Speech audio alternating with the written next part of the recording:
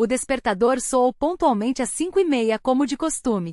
Meus olhos se abriram um segundo antes do alarme. O corpo já havia se acostumado a acordar antes do sinal. Sem pensar, minha mão encontrou o botão para desligá-lo. Do lado de fora, a escuridão ainda dominava. O mês de março daquele ano estava particularmente úmido e hostil, como se o inverno teimasse em não soltar seu aperto. Fiquei alguns instantes deitada, ouvindo o silêncio do apartamento, reunindo forças para encarar mais um dia. Depois, com um movimento brusco, afastei o cobertor. Não dava para ficar se alongando na cama, havia muito o que fazer. No quarto ao lado, meus 3 tesouros respiravam suavemente mergulhados no sono. 11 anos. Como o tempo voa.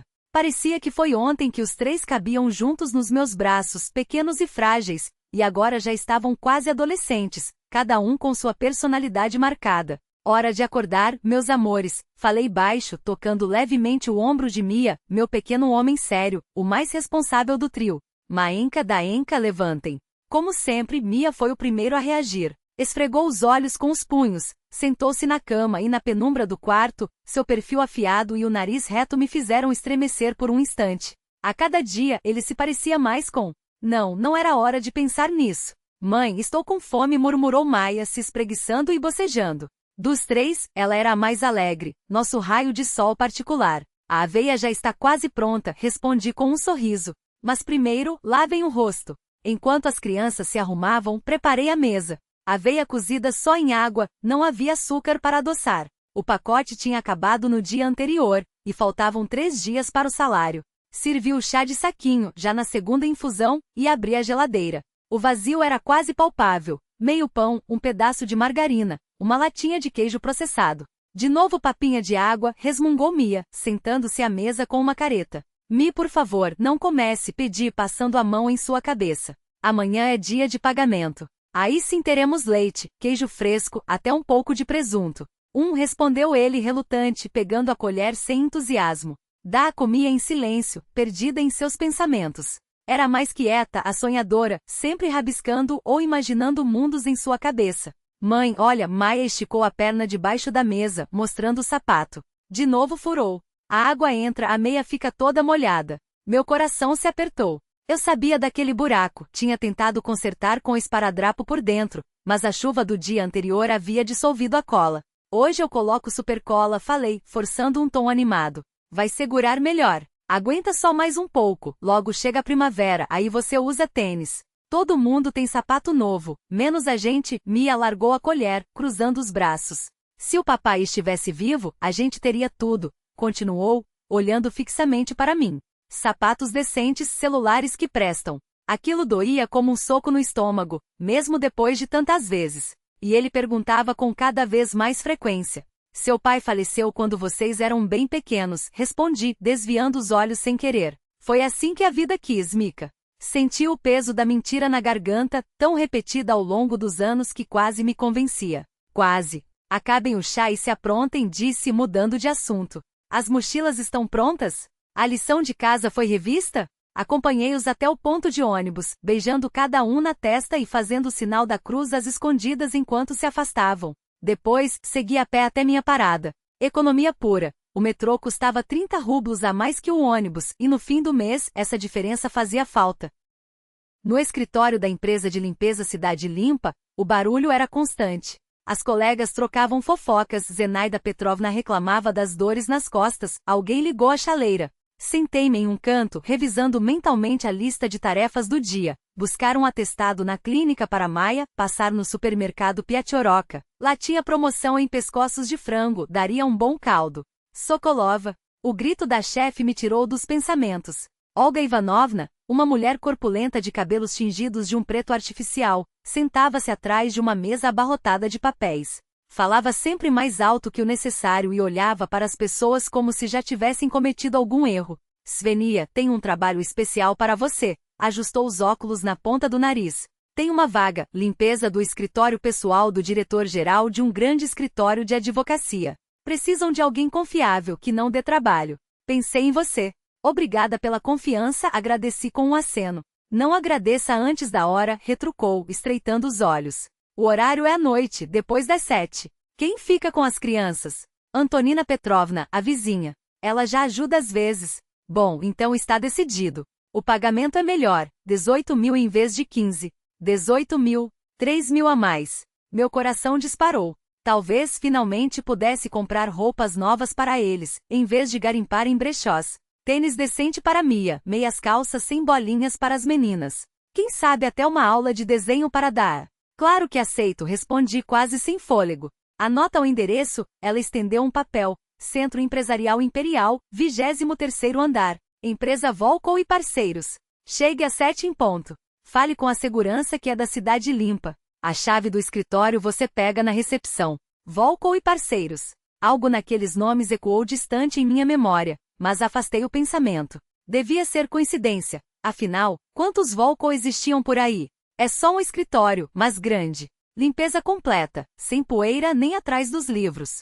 O banheiro tem que ficar impecável. Não mexa nos documentos. Entendido? Entendido. Então pode ir. E não me decepcione. O Centro Empresarial Imperial era uma torre de vidro reluzente no coração da cidade. Minha jaqueta desgastada e os sapatos surrados pareciam fora de lugar entre os pisos de mármore e as paredes espelhadas. O segurança me olhou de cima a baixo com desconfiança, mas ao ouvir o nome da empresa de limpeza, assentiu e me entregou um crachá temporário. No 23º andar, o silêncio era quase absoluto. O expediente havia terminado, só se ouviam vozes abafadas atrás de algumas portas. Na entrada de vidro, letras douradas anunciavam: Volco e Parceiros Serviços Jurídicos. A recepcionista, com um corte de cabelo moderno e maquiagem impecável, entregou-me a chave.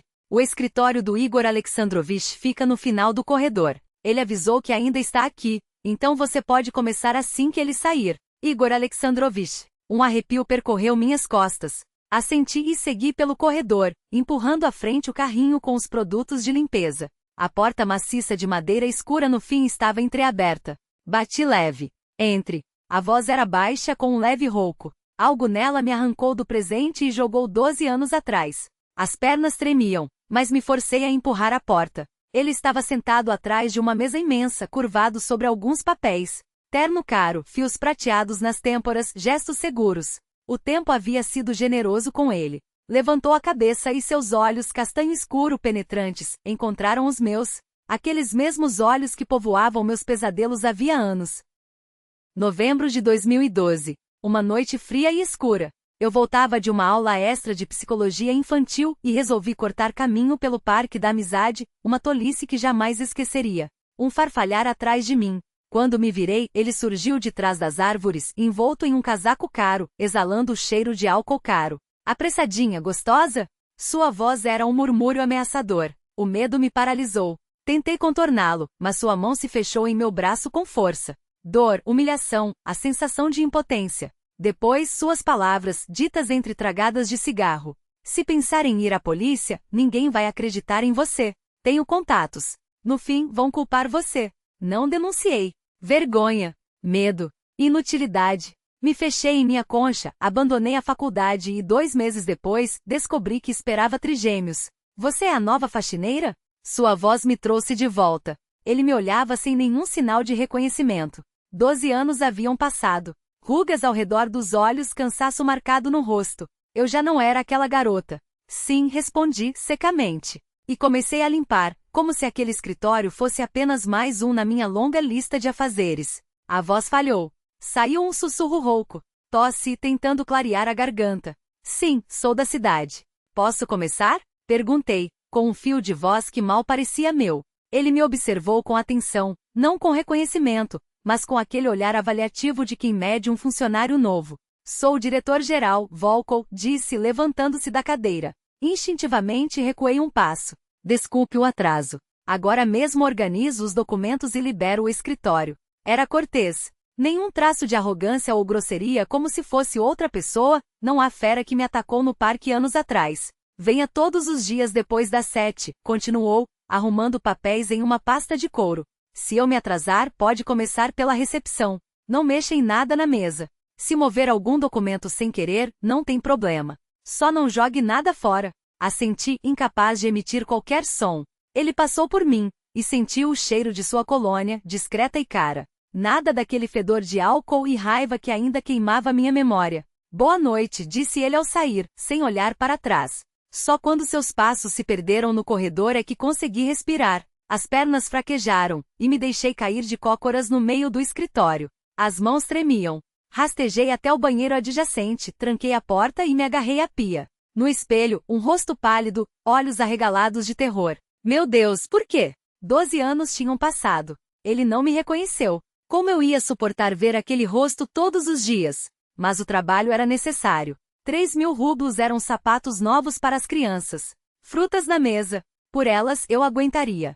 Dá-me forças, Senhor. A água corria sobre meus dedos crispados, mas eu não a sentia. Diante dos meus olhos, outro rosto se sobrepunha, distorcido pela fúria, olhos injetados de ódio e superioridade. E agora aquele homem era um diretor respeitado e eu, sua faxineira. Que castigo é esse? Que prova? 12 anos tentando apagar sua imagem da memória, e agora teria que encará-lo diariamente. Pelos filhos, repeti a mim mesma. Por Misha, Masha, Dasha. Eles não tinham culpa. Mereciam mais. Com mãos trêmulas alisei o avental, endireitei as costas e saí do banheiro. Não tinha escolha. Eu daria conta. Sempre dei. 2 meses passaram como um único dia. Maio chegou quente, mas para mim a primavera não chegou. Dentro de mim ainda era inverno. Toda noite, ao entrar naquele escritório luxuoso com janelas panorâmicas, tentava terminar antes que ele aparecesse. Às vezes conseguia. Às vezes não. Estranha coisa. Quanto mais o observava, menos reconhecia nele a fera do parque. Sempre me cumprimentava, dizia obrigada, e até logo. Uma vez, sem querer, ouvi uma conversa dele com a jovem secretária Yulia. Ela tinha um filho deficiente cadeirante, e precisava sair mais cedo por causa de problemas no centro de reabilitação. Claro, Yulia pode ir, disse Volkov com uma calma que me surpreendeu. Quanto precisa para o tratamento? 30.000. Amanhã você recebe um bônus. E se precisar de mais alguma coisa, é só me avisar. Ele nem sabia que eu estava ali, limpando as prateleiras da recepção. Yulia saiu com os olhos úmidos, mas brilhantes de gratidão. Aquele homem que ajudava uma criança estranha, era o mesmo bêbado violento? A mesma pessoa, mas a dor não diminuía. Suas feições me perseguiram em casa, enquanto preparava o jantar simples de macarrão com molho para as crianças. Toda vez que olhava para Misha, via seus traços, as mesmas maçãs do rosto, o mesmo formato dos olhos. Isso me enlouquecia. O dinheiro, pelo menos, ajudava a manter a cabeça acima d'água.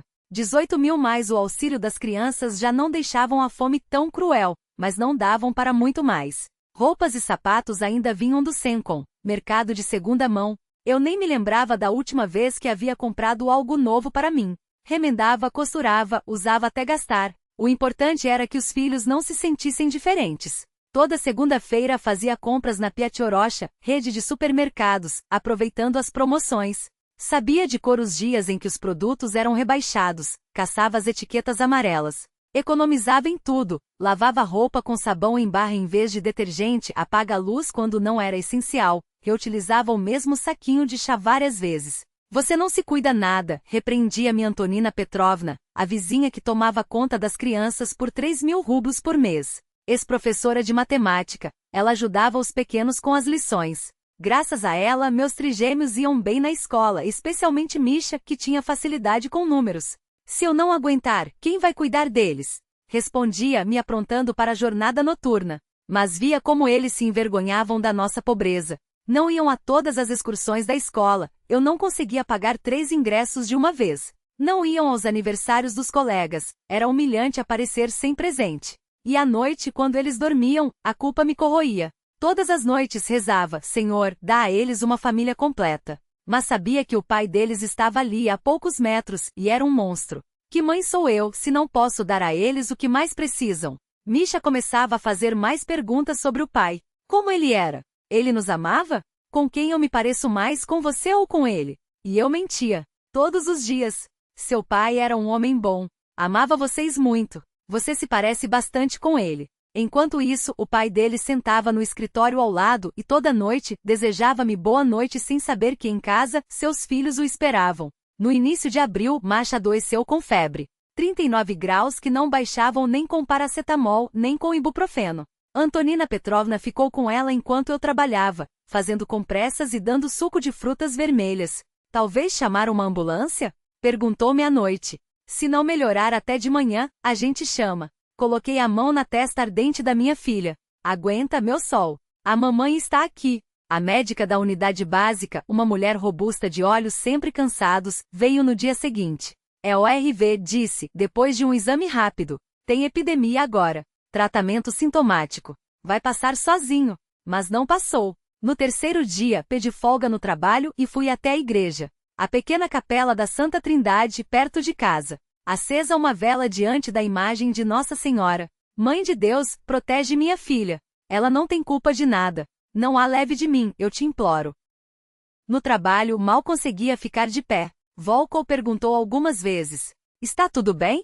Eu me calava. Falar com ele sobre nossos filhos estava além das minhas forças. Uma semana depois, Masha piorou. Tosse com catarro, dor no peito, febre que não cedia. Antonina Petrovna insistiu em chamar a ambulância. Pneumonia bilateral, diagnosticou o médico. Precisa de internação. O hospital cheirava a desinfetante e desespero. Paredes descascadas, enfermeiras exaustas. Colocaram Masha em um quarto com outras 3 crianças, com uma máscara de oxigênio. Ela precisa de antibióticos que não temos aqui, disse a médica, uma jovem de olheiras profundas. Vocês podem comprar. Estendeu-me a receita. O valor no rodapé me deixou sem ar, 25.000 rublos. Claro que compro, menti, sabendo que não tinha esse dinheiro. Na conta, havia apenas 3.200. O salário só cairia dali a uma semana. Liguei para todos os conhecidos. Um davam 1.000, outros 500. Antonina Petrovna, com sua aposentadoria mísera, ofereceu 3.000 das economias que guardava para o próprio funeral. Ainda faltava metade. Na caixa de joias, restavam os últimos brincos da minha mãe. Única coisa que me restava dela, ouro com pequenas granadas comprados ainda na época soviética. Desculpe, mamãe. É por Masha. No penhor, deram 8.000, deu para a primeira rodada de remédios. Vai precisar de mais um ciclo, avisou a médica. Por que nos castigas, senhor? O que essas crianças fizeram para merecer isso? A pergunta martelava em minha cabeça enquanto eu seguia para o trabalho. Cheguei uma hora atrasada. Tinha ficado no hospital até a última enfermeira me expulsar com um suspiro de cansaço. O escritório de Volko me recebeu com seu silêncio habitual. Minhas mãos moviam-se como automatos. Passar pano na poeira, lavar o chão, limpar os vidros. Mas diante dos meus olhos só estava o rosto pálido de Masha, os olhos fundos, as bochechas afundadas. As lágrimas caíam sobre a superfície polida da mesa antes mesmo que eu percebesse. Meu Deus, como estou exausta. Sozinha contra o mundo. Por quê? O que eu fiz na vida para merecer isso? Não ouvi a porta se abrir. Volko entrou sem aviso, algo incomum, pois ele sempre anunciava sua chegada. Sua voz, quando me chamou, soou estranhamente suave. Svetlana. Ele parou na porta, alto, impecável no terno escuro, com a pasta de couro na mão. Não era mais aquele monstro do parque. Não aquele. Seus olhos, antes frios, agora tinham uma sombra de preocupação. As sobrancelhas franzidas, o olhar atento. O que aconteceu? Desculpe. Sequei as lágrimas com pressa. Está tudo bem. Vejo que não está. Ele deixou a pasta de lado e aproximou-se. Você não veio ontem. Hoje chegou atrasada. Isso não é típico de você. Algo dentro de mim se partiu. Talvez fosse o cansaço. Talvez o desespero. As lágrimas voltaram com força incontidas. Minha filha está no hospital, consegui dizer entre soluços. Pneumonia grave. Os remédios são caros. E eu, calei-me tentando me recompor. Não faltava mais nada além de me humilhar diante dele, o homem que tinha destruído minha vida. Volko ficou em silêncio por alguns segundos. Depois, com um gesto decidido, aproximou-se da mesa, abriu uma gaveta e tirou um talão de cheques. Quanto precisa para o tratamento? Perguntou, já pegando a caneta. O quê? Confusa, hesitei. Não, não precisa. Eu dou um jeito. Quanto? Repetiu ele firme. 25.000. Murmurei, quase sem voz. Mas não posso aceitar. Ele já preenchia o cheque. Letra larga, tinta azul. Aqui. Estendeu-o para mim. 50.000. Deve ser suficiente. Olhei para o papel incrédula. É, uma espécie de bônus pelo seu excelente trabalho, acrescentou, como se isso justificasse. Você realmente se sai muito bem. Dentro de mim, duas forças se digladiavam, o orgulho e o instinto materno. Dinheiro dele. Mas Masha era mais importante. Mãe de Deus, perdoe-me. Com esforço consegui balbuciar. Obrigada. Vou compensar o valor. Não precisa compensar nada. Ele balançou a cabeça. Tire quantos dias forem necessários. Seu salário está garantido. Fitei-o, sem entender como aquele homem atencioso poderia ser o mesmo demônio do parque. Ou será que 12 anos eram capazes de transformar uma pessoa assim? Em casa, sentada ao lado da cama onde Masha dormia, já com alta médica, comprei todos os remédios. Olhei para a parede, perdida em pensamentos. Na igreja dizem, não pagues o mal com o mal. Mas aqui estou eu, aceitando a ajuda de quem arruinou minha vida. Era pecado? Era misericórdia? Não havia resposta. Só o respirar tranquilo da minha filha, que melhorava a cada dia, e um gosto amargo na boca, como se eu tivesse me vendido para ele pela segunda vez. Só que agora, voluntariamente. Maio chegou surpreendentemente quente. Masha se recuperou por completo. Os antibióticos fizeram efeito. Pude até comprar sandálias novas para ela, substituindo as do ano passado que já não serviam mais. O dinheiro de Volko tinha sido uma bênção e uma maldição. Toda vez que pensava nele, uma mistura de gratidão e nojo me invadia. Misha continuava a mudar. A cada dia via nele traços que o aproximavam mais do pai. A mesma inclinação de cabeça quando pensava, o mesmo gesto de esfregar a ponte do nariz em momentos de concentração. Até as entonações às vezes eram iguais, de onde teriam vindo. A genética é uma coisa estranha. No encontro de pais em meados de maio, senti os olhares das outras mães sobre mim. Falávamos sobre a formatura do ensino fundamental. No ano seguinte, as crianças iriam para o 5º ano. Seu filho é tão sério, Svetlana comentou Irina Vassilievna, a professora. Um verdadeiro homem em crescimento. É a cara do pai, completou Oksana, mãe do Vadik, da turma paralela. Devem ser muito parecidos. Sim, calou-me, mas algo deve ter passado pelo meu olhar, porque as mulheres não insistiram no assunto. Em casa, Misha ficou visivelmente mais agressivo. Respondia com grosseria, batia as portas e ignorava os pedidos. Antonina Petrovna, a vizinha, reclamava que ele não a obedecia. O que está acontecendo com você? Perguntei, depois que ele xingou a vizinha mais uma vez. Nada, resmungou chutando uma pedra no chão. Só cansei que todo mundo pergunta pelo meu pai. Que pai que nada. O que eles têm com isso? Descobri depois que na escola o provocavam. Cadê teu pai, hein? O pai morto. Até que um dia não aguentou e brigou com Igor Krotsov, o valentão da classe. A diretora me chamou, ameaçou anotar no histórico escolar, e eu não tive forças para explicar o que se passava na alma de um menino que nem sabia a verdade sobre o próprio pai. No sábado levamos as crianças ao Parque da Amizade. Eu evitava aquele lugar havia anos, mas Dasha pediu para alimentar os patos no lago, e não consegui dizer não. 12 anos se passaram. Era hora de parar de temer cada sombra. O dia estava claro, ensolarado. As meninas corriam à frente rindo. Misha caminhava ao meu lado, carregando com seriedade a sacola de pão para os patos. Sentamos num banco à beira do lago. A água cintilava sob o sol, os patos disputavam os pedaços de pão, as crianças gargalhavam.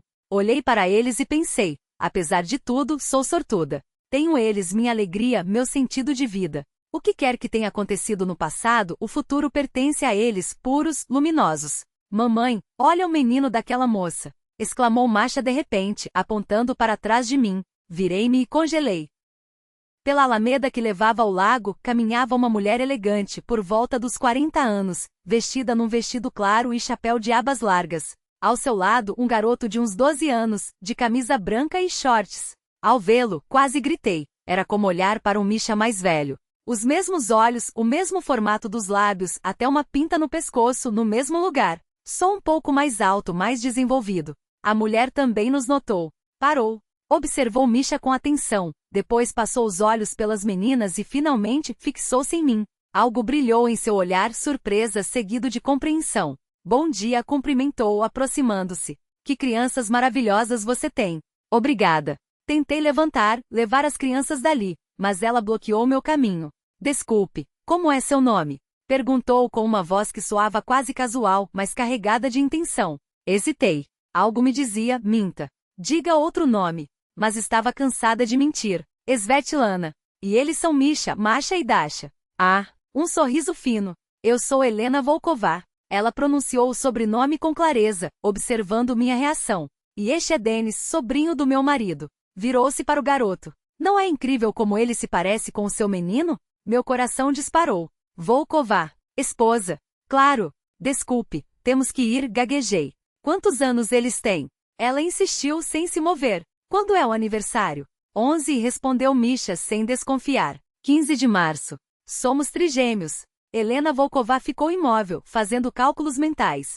Março de 2013. Concepção em junho ou julho de 2012. Não. No meu caso, a gravidez tinha sido mais curta. Novembro de 2012. Mas ela não sabia dos detalhes. Uma data aproximada já era suficiente. Que crianças lindas, disse com um sorriso que não chegava aos olhos. Posso tirá-los numa foto com Dennis? Para o álbum de família. Sem esperar resposta, pegou o celular e fez vários cliques. Misha ao lado de Dennis, a semelhança era estarrecedora. Tudo de bom, despediu-se, guardando o telefone. Acho que nos veremos novamente. Virou-se e afastou-se a passos rápidos, levando o garoto consigo. A criança seguiu-a com um olhar confuso, virando-se várias vezes para nós enquanto se afastava. Mamãe, quem era aquela senhora? Perguntou Dasha, puxando minha manga. Por que ela tirou fotos de nós? Tentei sorrir, embora meu rosto parecesse uma máscara rígida. Foi nada, meu amor. Ela achou vocês muito bonitos, só isso. Mas a explicação soou vazia até para mim. Durante todo o caminho de volta para casa, uma sensação de presságio me apertava o peito, como se o chão estivesse prestes a se abrir sob meus pés. Na segunda-feira de manhã, o telefone tocou. Era Olga Ivanovna, minha supervisora. Sokolova, o Volkov quer ver você. Agora mesmo.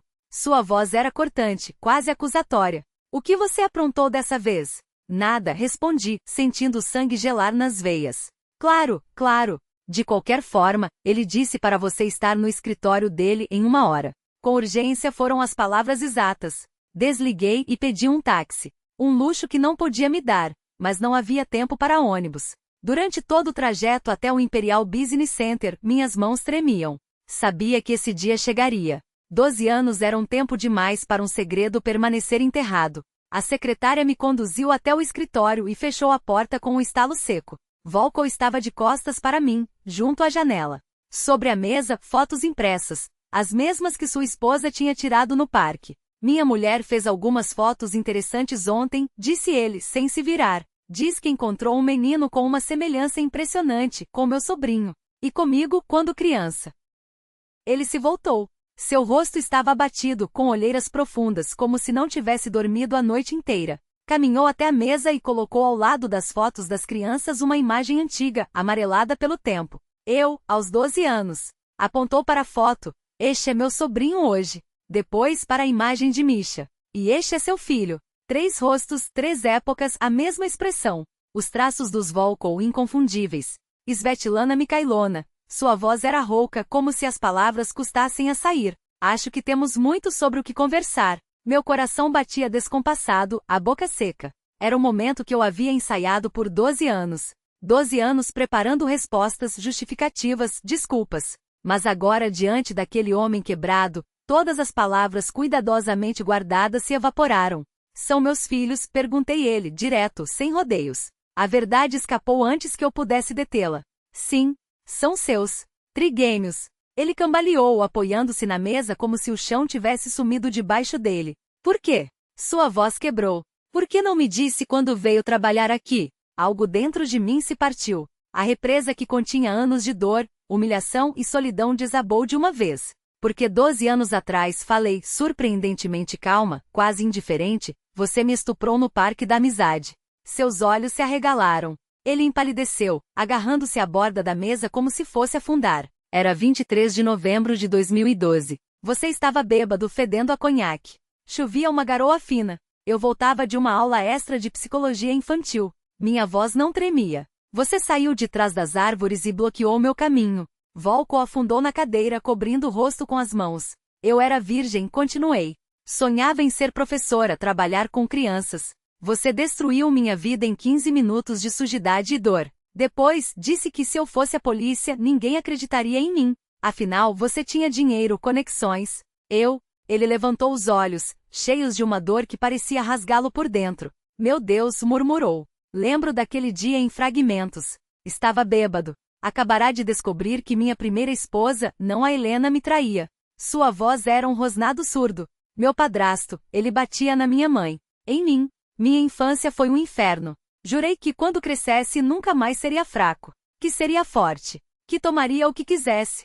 Falava como em delírio, as palavras saindo aos trancos. Naquela noite decidi que tinha o direito de pegar algo daquele mundo. De vingar minha dor. Ele sacudiu a cabeça. Mas isso não é desculpa. Nada justifica o que fiz com você. Eu permanecia de braços cruzados, como se pudesse me proteger daqueles fantasmas. Só entendi o que tinha feito no dia seguinte, quando acordei sóbrio. Quis encontrá-la, pedir perdão. Sua risada foi amarga. Como se perdão fosse possível. Fez uma pausa. Bebi por anos. Depois parei. Terapia, Alcoólicos Anônimos.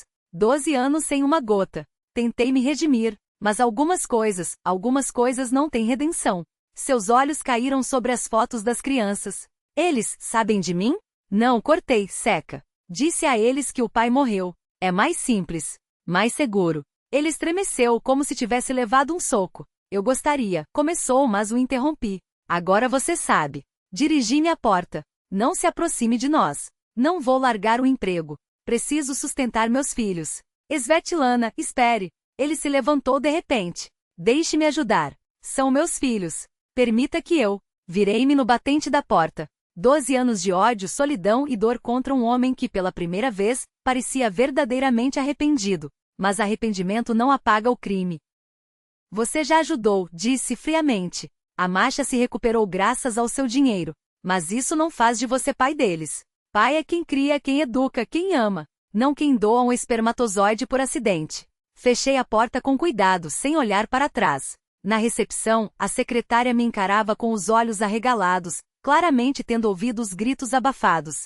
Passei por ela, ereta, os ombros para trás. Só no banheiro, trancada em uma cabine, permiti que as lágrimas viessem. A verdade tinha saído à luz. Agora, uma vida completamente diferente começaria, e eu não sabia se estava pronta para ela. Dizem que a verdade liberta, mas ninguém avisa que primeiro, ela destrói tudo até os alicerces. Não passou uma semana e a tempestade desabou. Na sexta-feira, Olga Ivanovna ligou sem preâmbulos.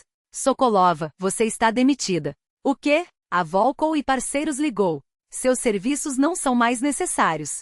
Por quê? Perguntei, embora já soubesse a resposta. Como eu vou saber? Retrucou irritada. Talvez não limpasse direito? Talvez chegasse atrasada? De qualquer forma, receba seu acerto na segunda. E nem pense em fazer escândalo. Esses clientes são valiosos demais. Desliguei e me encostei na parede, sentindo o mundo girar. Era previsível. Volkov não poderia me manter por perto depois daquilo. Seria constrangedor demais para os dois. Antonina Petrovna, percebendo meu estado, preparou um chá forte e sentou-se à minha frente. Fala, Sétia. Vi que algo grave aconteceu. Girei a xícara entre os dedos, em silêncio. Contar a verdade? Mas para quem? Aquela dor havia sido minha cruz por 12 anos. Minha sombra. Perdi o emprego, foi tudo o que consegui dizer. Encontrará outro? Ela deu um tapinha em minha mão. Você sempre se vira. No sábado, o verdadeiro espetáculo começou. De manhã, bateram à porta. Quando abri, lá estava Helena Volkova, impecavelmente vestida, com um frio furioso nos olhos. Espero que tenha noção do que fez, a sibilou, entrando sem ser convidada. Destruiu um casamento, manchou a reputação de um homem decente. Não me lembro de tê-la convidado, cruzei os braços. E com certeza não destruí nada. Seu marido já tinha feito isso 12 anos atrás. Ela estreitou os olhos. Ouça bem. Vou pedir o divórcio. Levarei metade dos bens, é meu direito. Sua voz era um veneno gelado. Igor confessou tudo. E sei que ele quer ajudar esses crianças. Disse essas crianças, como se falasse de cachorros abandonados. Se pedir um centavo a meu marido, processarei por chantagem. Conseguirei pensão mínima. E o destruirei. Nunca pedi nada a ele, respondi firme. E não pretendo começar. Então saiba que esta é sua única chance. Ela deu um passo à frente. Agora peço que saia do meu caminho. Minhas crianças, corrigi, cortante, estarão em casa logo. Saia. Seus olhos faíscaram, mas ela se virou com um movimento brusco, a saia rodando como uma lâmina. Antes de fechar a porta, lançou um último olhar por sobre o ombro. Isso não acabou. Seus olhos percorreram nosso apartamento modesto com um desdém que doía mais que um tapa. As paredes descascadas, os móveis gastos, as cortinas remendadas, tudo foi examinado com aquele sorrisinho cruel nos lábios. Em que miséria você os cria? Cuspiu, como se cada palavra fosse veneno. Podiam viver como gente se tivessem dito a Igor desde o início, saia. A porta bateu com força quando a empurrei para fora. Quando ela finalmente se foi, desabei na cadeira, esgotada. Parecia que o mundo inteiro agora conhecia meu segredo. E na segunda-feira meus piores medos se confirmaram. No jornal da cidade, uma pequena nota chamava a atenção. divórcio escandaloso do renomado advogado Igor Volkov é ligado à descoberta de filhos fora do casamento. Fontes próximas revelam que a esposa do empresário descobriu uma família secreta, mantida pelo marido.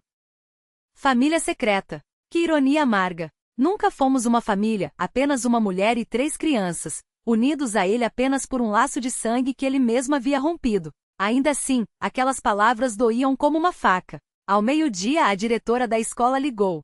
Mikhail havia se envolvido em uma briga. Corri até lá e o encontrei no gabinete do diretor, com a sobrancelha cortada e os olhos ardendo em lágrimas de raiva. Eles disseram que minha mãe é faxineira de ricos. Explodiu assim que me viu. E que meu pai está vivo, mas nos abandonou. É verdade? O chão parece ter se aberto sob meus pés. Como? De onde tiraram isso? Misha, acalma-se. A diretora, uma mulher de olhos cansados, colocou a mão em seu ombro. Brigar não resolve. Você poderia ter vindo conversar comigo. Nós falamos em casa, respondi a voz trêmula, mas firme. Vamos, filho. Saímos em silêncio. No caminho, notei os olhares enviesados dos outros pais. Os rumores haviam se espalhado mais rápido que o vento. Mãe, me diz a verdade. Misha olhava fixamente para a frente. Meu pai está vivo? Conversamos em casa, repeti, apertando suas mãos. Quando estivermos todos juntos. À noite, a campainha tocou. Na porta, uma mulher de meia-idade, com um terno sóbrio, cabelo curto e um olhar atento. Svetlana Sokolova? Perguntou. Sou Tatiana Sergeyevna Krylova, advogada. Posso entrar? Precisamos conversar. Deixei-a passar, desconfiada. Que advogada era aquela? Será que Volkov havia decidido lutar pelos filhos na justiça? Não se preocupe. Ela pareceu ler meus pensamentos. Não estou aqui por Volkov. Sou do Centro de Proteção à Mulher na Dieda. Ajudo vítimas de violência. E vim ajudar você. Sentamos na cozinha. As crianças, abaladas pelos acontecimentos do dia, haviam se trancado no quarto. Como souberam de mim? Perguntei. Nesta cidade pouco fica escondido. Ela deu de ombros. Especialmente quando se trata de homens como Volkov. Eu o acompanho há anos. Abriu uma pasta cheia de documentos. Svetlana, você não é a primeira. Em 2010, outra mulher sofreu nas mãos dele. Mesma situação, agressão à noite e ameaças. Ela denunciou, mas o caso foi arquivado. Falta de provas, ou mais provavelmente Volkov usou suas influências. Fiquei em silêncio, absorvendo aquelas palavras. Outra mulher, outra vida destruída por aquele homem. Podemos buscar justiça se você quiser, continuou Tatiana. O prazo de prescrição para esse crime é de 15 anos. Você ainda pode denunciar. Mas vale a pena? Perguntei baixinho. Passou tanto tempo. Não tenho provas. Tem sim, ela bateu o dedo na mesa. Seus filhos. Um exame de DNA comprova a paternidade. E isso é uma prova forte. Além disso, pelo que sei, Volkov já admitiu que estava no parque naquela noite. Que te agrediu. Fechei o rosto com as mãos. Os pensamentos se embaralhavam. E se as crianças sofrerem mais? E se forem humilhadas na escola, perseguidas? Elas já estão sofrendo, Tatiana falou com suavidade. Vivem numa mentira. Cedo ou tarde, a verdade virá à tona. Você viu como os rumores se espalham. Melhor que ouçam de você. Deixou um cartão e a pasta sobre a mesa. Pense. Estarei à disposição. E lembre-se, você não está sozinha. Vamos te apoiar em cada passo. À noite reuni as crianças na sala. Estavam sentadas no sofá, quietas, assustadas. Misha com o corte na sobrancelha ainda fresco, Masha com os olhos inchados de chorar, Dasha pálida, calada. Filhos, precisamos conversar, comecei, forçando a voz a não tremer. Sobre nosso pai? Misha apertou os punhos. Respirei fundo. Como contar a verdade sem quebrá-los? Como explicar a crianças de 11 anos que seu pai é um agressor? Eu disse a vocês que seu pai havia morrido. Não é verdade. Ele está vivo. Misha se contorceu, os olhos cheios de fúria. Eu sabia. Gritou. Por que você mentiu todo esse tempo? Porque seu pai é um homem ruim. Escolhi as palavras com cuidado. Ele machucou muito a mamãe, há muito tempo. Por isso vivemos sozinhos. Misha me encarou direto nos olhos. Por isso você chora à noite? Estremeci. Não imaginava que ele percebesse minhas lágrimas noturnas. Sim, filho. Por isso. E agora? Perguntou Masha, a voz trêmula. Ele nos ama, pelo menos um pouquinho? Poderia um homem amar filhos dos quais só soube há uma semana? Não sei, queridos. Ele descobriu que vocês existem faz pouco tempo. Ele é rico? Misha perguntou de repente. Os meninos na escola falam que ele é dono de uma empresa grande, que tem muito dinheiro. Sim, ele tem, abaixei os olhos. Mas dinheiro não é o mais importante na vida. Dasha, que até então permanecerá em silêncio, levantou-se e me abraçou. Mãe, você está chorando. Sussurrou. Não havia percebido as lágrimas escorrendo. Nós te amamos, disse ela. E não precisamos de mais ninguém. Abracei-a forte, depois puxei Misha e Masha para perto. Nós vamos buscar justiça, afirmei, beijando cada um na testa. Seu pai fez algo muito errado. E precisa responder pela lei. Vão nos levar para um orfanato? Masha perguntou, assustada. Não, meu amor. Apertei-os contra mim. Ninguém vai levar vocês. Ficarão comigo para sempre. Depois de deitá-los, fiquei longo tempo diante do ícone de Nossa Senhora. A igreja ensina a perdoar os inimigos, mas eu não conseguia. Será que isso é pecado? Não encontrava resposta, só sabia que precisava proteger meus filhos, custasse o que custasse. Senhor, guie-me pelo caminho da verdade, mesmo que seja doloroso, murmurei, fazendo o sinal da cruz. Na manhã seguinte, entrei no escritório de Tatiana Krylova. Ela colocou diante de mim um formulário em branco. Declaro que fui vítima de crime. As letras dançavam diante dos meus olhos. 12 anos de silêncio. Basta. Mas e se as crianças pagassem o preço? E se a escola se tornasse um inferno para elas? Seriam fortes o suficiente para suportar? A caneta pairou sobre o papel tantos anos sonhando com esse momento, e agora a dúvida. Ele tem que pagar, disse a mim mesma com firmeza. A verdade, afinal, era só uma. E assinei no final do documento sem olhar para trás. Julho chegou abrasador. O asfalto derretia sob os pés, o ar tremia com o calor, mas eu mal percebia o clima. A vida havia se tornado um redemoinho. Depois da minha denúncia, tudo se moveu surpreendentemente rápido. O nome de Volkov, afinal, tinha peso e a polícia não podia ignorar acusações contra um advogado tão conhecido. Ele foi convocado para depor em uma semana. Tatiana me contou depois que ele não tentou se esquivar, não contratou um exército de advogados, não tentou abafar o caso. Apenas disse, sim, eu fiz isso. Era outra pessoa naquela época. Mas isso não era desculpa. O exame de DNA confirmou a paternidade, 99,9% de probabilidade de que Misha, Masha e Dasha. A confirmação de que eram seus filhos não surpreendeu ninguém. As fotos publicadas na imprensa deixavam claro o que os olhos já percebiam. O mesmo formato do rosto, a mesma curva dos lábios, os mesmos olhos que em Misha, agora refletiam uma sombra de cansaço. A mídia se jogou sobre a história como abutre sobre uma carcaça. Advogado renomado é acusado de estupro, empresário de sucesso escondeu família secreta por 12 anos, vítima silenciada. Por que ela esperou tanto tempo para denunciar? Os títulos se multiplicavam, cada um mais sensacionalista que o outro. Meu endereço vazou. Repórteres acamparam na porta do prédio, microfones esticados como armas, câmeras piscando sem piedade. Svetlana, você pode comentar sua história? Por que permaneceu em silêncio por tantos anos?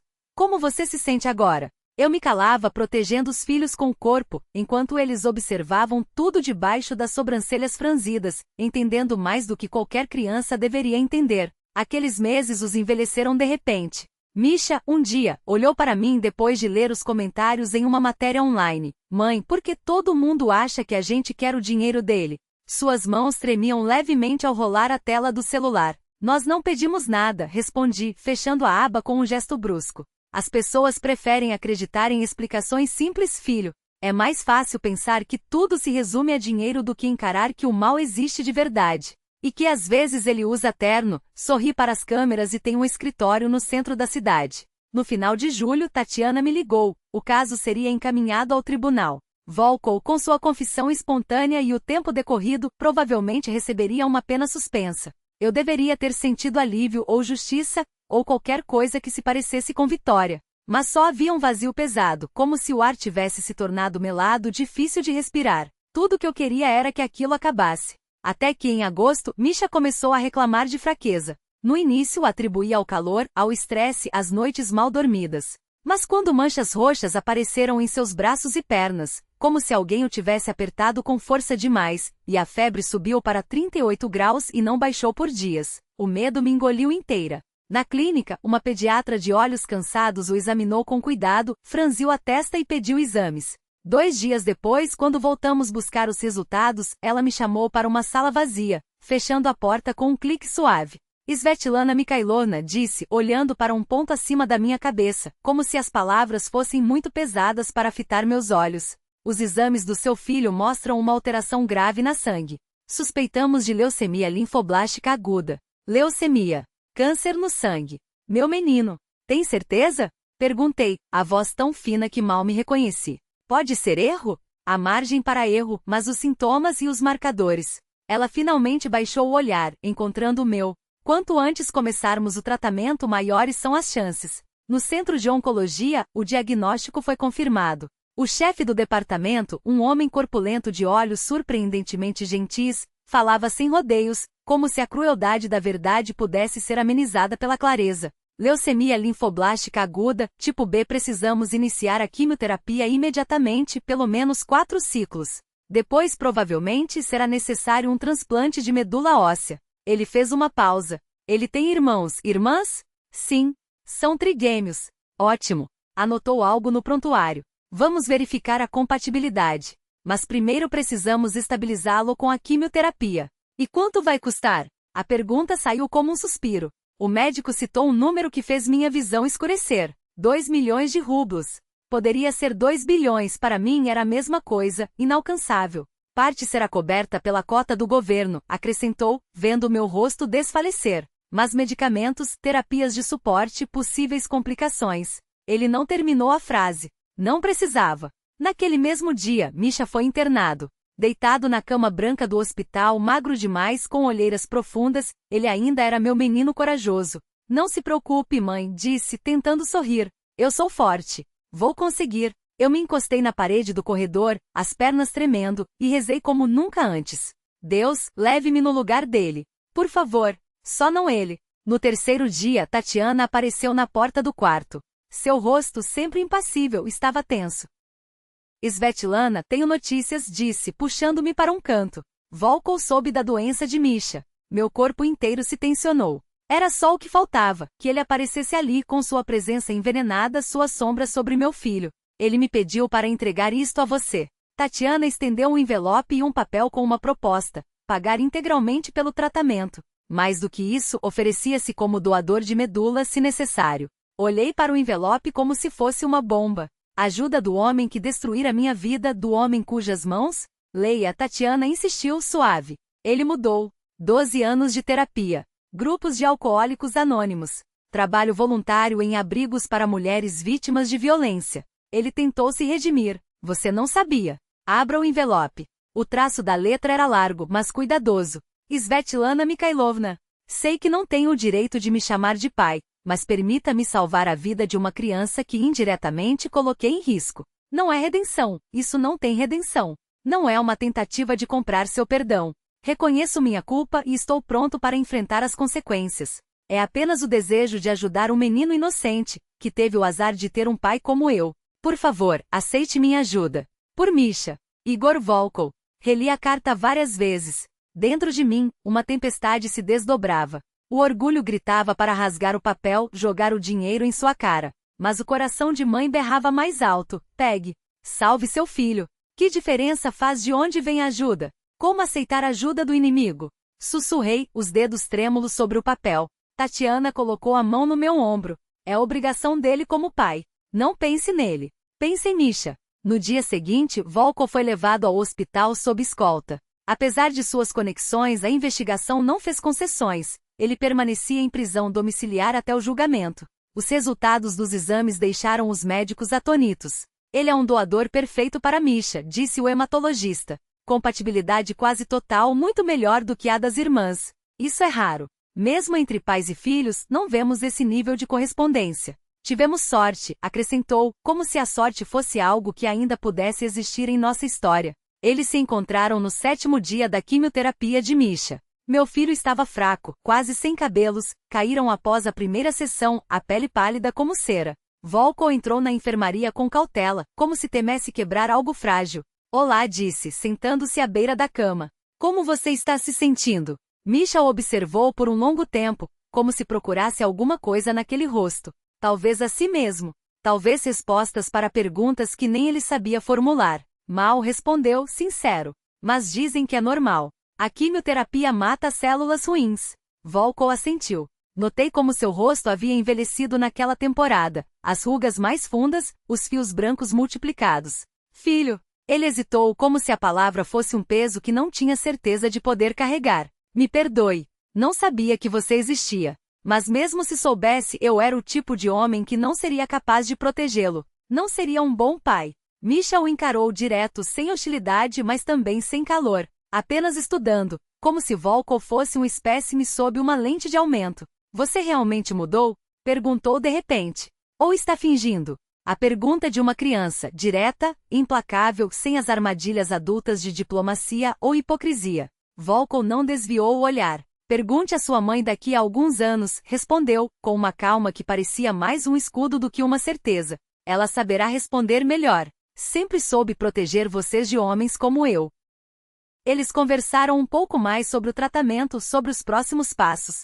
Volko não fez perguntas invasivas, não tentou forçar uma proximidade que não existia. Simplesmente esteve presente, respondendo às dúvidas de Misha, ouvindo suas palavras curtas, respeitando o cansaço que logo tomou conta do menino. Quando os olhos de Misha começaram a fechar, pesados pelo sono e pela medicação, Volko se levantou sem ruído e saiu da enfermaria. No corredor, parou ao meu lado. Sua voz era baixa, quase um murmúrio. Obrigado por ter permitido que eu falasse com ele. Não vou me impor, mas hesitou, como se as palavras custassem mais do que deveria. O dinheiro para o tratamento. Permita que eu pelo menos faça isso. Assenti. Não havia escolha. A operação de transplante de medula estava marcada para o final de agosto. Misha já havia passado por todo o ciclo de quimioterapia, seu corpo, fragilizado, agora precisava receber aquelas células novas como uma última esperança. Volko chegou cedo pela manhã com um rosto sereno, mas notei o tremor quase imperceptível em suas mãos, medo, ansiedade, arrependimento, tudo misturado.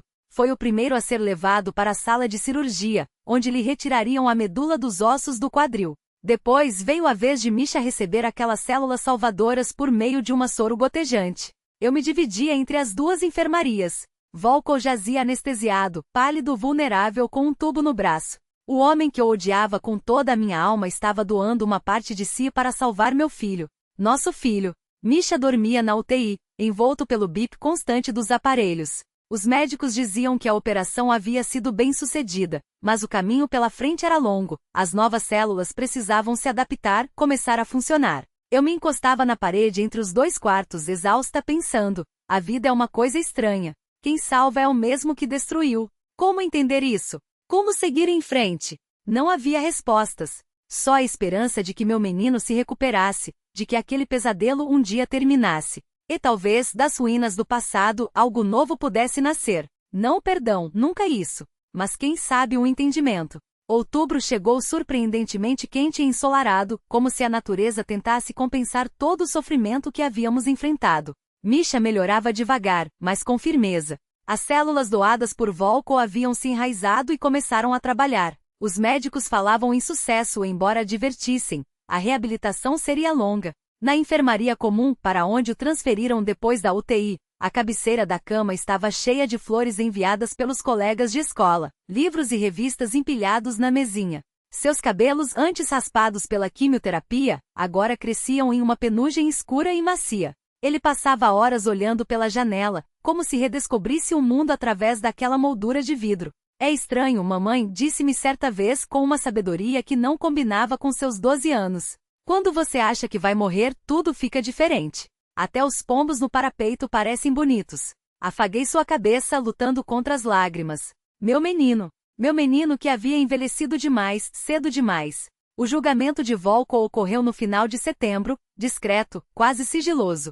Foi declarado culpado, mas, considerando as circunstâncias, sua cooperação, o transplante, os anos de silêncio, recebeu 2 anos de pena suspensa e a obrigação de pagar pensão de 50.000 rublos para cada criança, mensalmente. Para mim, aquela quantia era uma fortuna. Para ele, migalhas em seu oceano de riqueza. Após a audiência, aproximou-se de mim no corredor. Svetlana Mikhailona, sua voz era um fio tenso. Eu entendo que você não pode me perdoar. Mas fico feliz por, ao menos, ter ajudado Misha. Ele está melhor, respondi contida. Logo terá alta. Se precisar de mais alguma coisa. Volko estendeu um cartão de visitas. A qualquer hora. Peguei o cartão em silêncio e me afastei. Ainda não conseguia olhá-lo nos olhos sem um calafrio. Outubro também trouxe outra mudança importante. Recebemos um apartamento novo do governo de 3 quartos, em um prédio recém-construído na periferia da cidade, um benefício para mães de 3 filhos em situação de vulnerabilidade. Tatiana Krylova, com suas conexões, havia acelerado os trâmites burocráticos, evitando a morosidade habitual. Uma página em branco, disse ela, entregando-me as chaves. Para vocês começarem do zero. Dezembro nos encontrou já instalados no novo lar. Enfeitávamos uma pequena árvore de Natal, comprada com meu primeiro salário na nova função. Havia conseguido emprego como bibliotecária em uma biblioteca municipal, graças à minha formação incompleta em pedagogia. Os 25 mil rublos não eram muito, mas, somados às pensões, davam para uma vida digna. O melhor era o ritmo tranquilo do trabalho, perto de casa, com horários flexíveis. As crianças haviam sido transferidas para uma escola nova. Lá, ninguém conhecia nossa história, ninguém cochichava pelas costas. Misha já conseguia frequentar as aulas, embora se cansasse mais rápido que os outros. Seus cabelos, agora mais longos, tinham a mesma cor escura e a mesma densidade dos de Volkov. E não era só a aparência que havia mudado. Ele se tornará mais sério, mais reflexivo, como se a doença o tivesse feito amadurecer em alguns anos. A marca da enfermidade não estava apenas em seu corpo, mas também em sua alma. Mashinha e Dasha cuidavam do irmão com um carinho comovente, ajudavam com as lições nos dias em que ele faltava por fraqueza, levavam-lhes laranjas e maçãs, vitaminas para a recuperação. Havíamos nos tornado ainda mais unidos como uma família que passou pelo fogo e pela água. Às vezes, à noite, depois de deitar as crianças, eu me sentava junto à janela e observava as luzes da cidade. Tanto havia acontecido aquele ano. A vida havia desmoronado, quebrado-se em pedaços, para então começar a se recompor de uma forma diferente. E nós conseguimos, pensava. E nessa constatação havia mais espanto do que orgulho. Em fevereiro, quando o inverno já perdia força e o ar cheirava a primavera que se aproximava, o telefone tocou. O número era desconhecido, mas algo me disse quem era. Svetlana Mikhailovna, boa tarde. A voz de Volkov soava insegura. Desculpe incomodá-la. Eu gostaria de perguntar se poderia visitar as crianças. Fiquei em silêncio, sem saber o que responder. Uma parte de mim ainda resistia à ideia de deixá-lo entrar em nossa vida. Não estou pedindo para ser pai, apressou-se em acrescentar. Só quero saber como eles estão, especialmente Misha, depois de tudo. Preciso perguntar a eles, respondi por fim. Se concordarem, só na minha presença. Claro, alívio transpareceu em sua voz. Eu entendo. Obrigado. À noite reuni as crianças na sala. Elas se sentaram no sofá, olhando para mim com expectativa. Nos últimos meses haviam se acostumado a esses conselhos de família, onde decisões importantes eram tomadas juntos. Igor Alexandrovich Volkov pediu permissão para visitá-los, fui direta. Disse a ele que perguntaria a vocês. A escolha é de vocês. As crianças trocaram olhares. Mashinha foi a primeira a falar. Ele realmente mudou? Você mesma disse que ele não é mais a mesma pessoa. Sim, confirmei. Mudou. Mas ainda assim seremos cautelosos. Eu concordo, surpreendeu-me Misha com uma firmeza que não condizia com sua idade.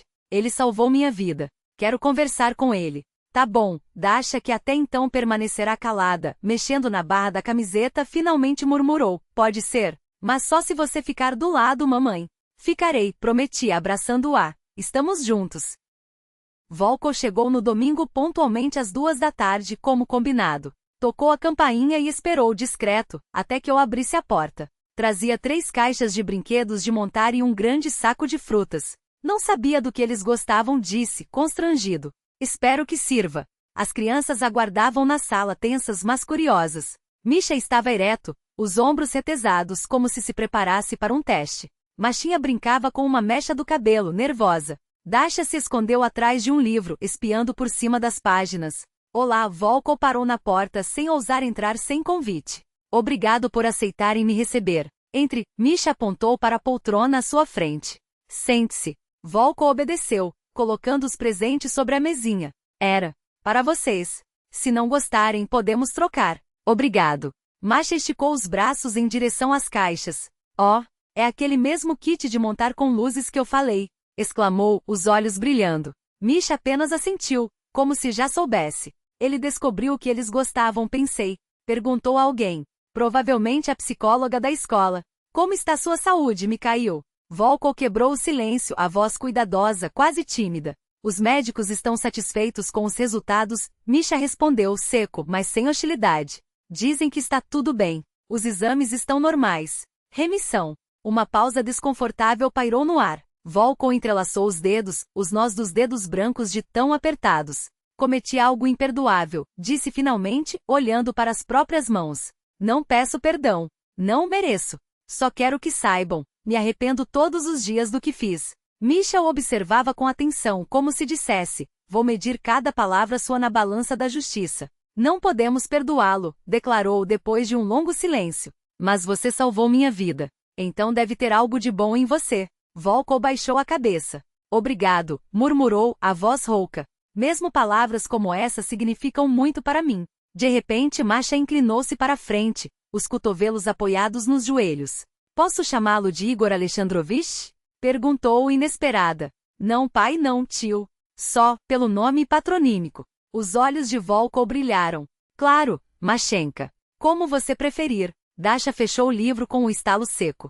Seu olhar, direto como uma flecha, cravou-se nele. Você realmente mudou? Indagou sem rodeios. Mamãe diz que sim, mas eu ainda não tenho certeza. Fiquei paralisada. A franqueza dela era como uma lâmina, mas Volko não recuou. Uma pergunta justa, admitiu, assentindo. Trabalho em mim todos os dias. Vou à terapia, leio, rezo. Quero merecer pelo menos o respeito de vocês. Mas julgar se mudei de verdade, só vocês podem fazer isso. Dasha estudou seu rosto por um longo momento, como se procurasse rachaduras em uma máscara. Então, lentamente acenou com a cabeça, como se ouvisse exatamente o que precisava ouvir. Por que você fez aquilo? Misha interrompeu, de repente. Mamãe não conta detalhes. Meu corpo inteiro tensionou, mas Volko respirou fundo antes de responder, calmo. Eu era um homem quebrado. E quebrava os outros. Fez uma pausa. Não é desculpa. É explicação. Meu padrasto me batia quando eu era criança. Minha mãe não me protegia. Cresci acreditando que os fortes fazem o que querem com os mais fracos. Depois vieram o álcool ou a traição. Sua voz falhou. Nada disso justifica o que fiz com a sua mãe. Mas agora juro, nunca mais vou machucar ninguém. Masha o encarava, os olhos arregalados, como se visse um fantasma se materializar diante dela. Juro, repetiu ele firme. E se um dia falhar, digam à sua mãe. Ela sempre foi mais forte que eu. Virei-me para a janela, a garganta apertada. O peso daqueles anos parecia sufocar o ar da sala. Você não tem medo de falar conosco? Dasha perguntou baixinho, como se lesse meus pensamentos. Afinal, a gente lembra você do que aconteceu. Volko a olhou por tanto tempo que pensei que não responderia. Então suspirou. Tenho, admitiu. Mas vocês também me lembram que até do pior horror pode nascer algo lindo. Seu olhar percorreu os três. Vocês são inteligentes, bons, fortes. Muito mais do que eu jamais fui. Observei-os, maravilhada com a maturidade daquela conversa. Misha cauteloso mas justo. Masha aberta, disposta a dar uma chance. Dasha analítica como uma cientista em seu laboratório. Talvez eles conseguissem o que eu ainda não era capaz, aceitar o passado sem deixá-lo definir o futuro. Falaram por mais 1 hora, sobre a escola, livros, planos para o verão. Volko ouvia mais do que falava. Não forçava a barra, não tentava comprar afeto com promessas. Apenas estava ali, presente e sincero. Quando chegou a hora de se despedir, acompanhei-o até a porta. Obrigado, disse ele, os olhos úmidos. São crianças extraordinárias. Você os criou como pessoas de verdade. Assenti, ainda sem palavras fáceis. Nos veremos daqui a 6 meses, avisei.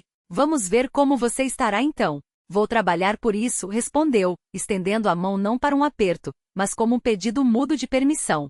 Não toquei sua mão, mas também não me afastei. Merecer ao menos respeito, completou baixo. Não peço mais que isso. Das janelas, as crianças o observaram sair do prédio.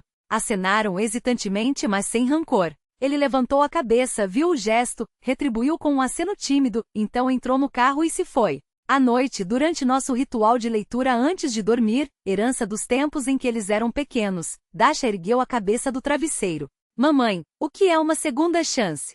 Perguntou, os cílios longos fazendo sombra em suas bochechas. Parei, procurando as palavras certas.